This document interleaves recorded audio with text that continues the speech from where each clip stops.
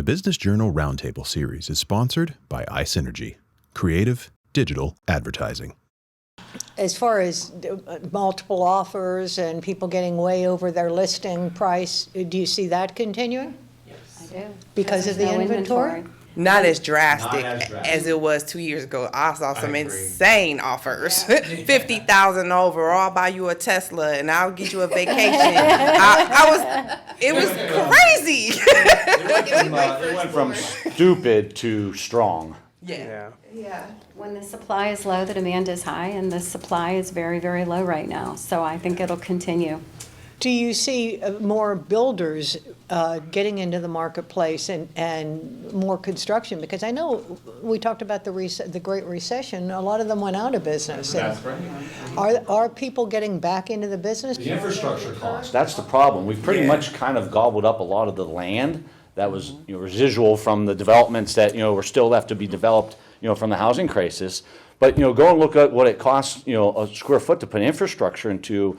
So until the big, huge investors that want to go and invest $1 million into infrastructure of a large development and still have the comfort level that they're going to be able to match that price point, that's what's going to happen. I mean, we need some stabilization in that whole industry. It'll come, but just getting an investor to pay and invest that much money, and you guys are in new construction, the infrastructure cost is astronomical for a new development, a new raw land development. Yep.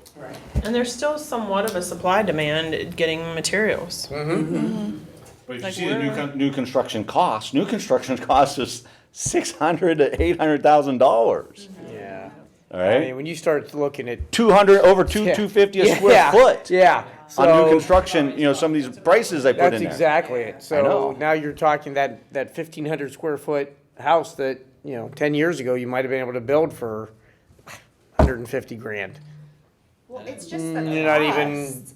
Like we have. that problem. Yeah. Yeah, we have 2 ranch homes that we're building in Poland, 6 months apart of digging a basement, and we're already 35,000 higher than what we were 6 months ago, and it's the same size, same blueprint, just on a different block. Yeah. So it's hard. And what I've been seeing with that, people who want to build, they're now saying, okay, that costs too much.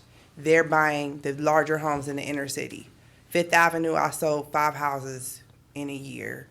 In the area went from 220,000 was the highest that had been in like 10 years to 150,000. They buying them up, and they're migrating back from the suburbs because they can't afford the $500,000 home, and they're moving back buying 150,000 and putting some money into it. So you have this.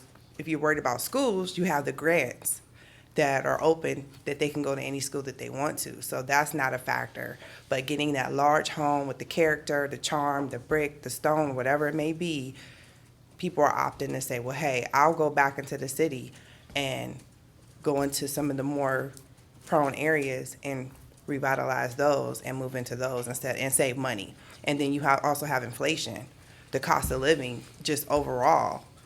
I don't have any kids. I don't know how people are feeding their families. The Business Journal Roundtable Series is sponsored by iSynergy, creative digital advertising.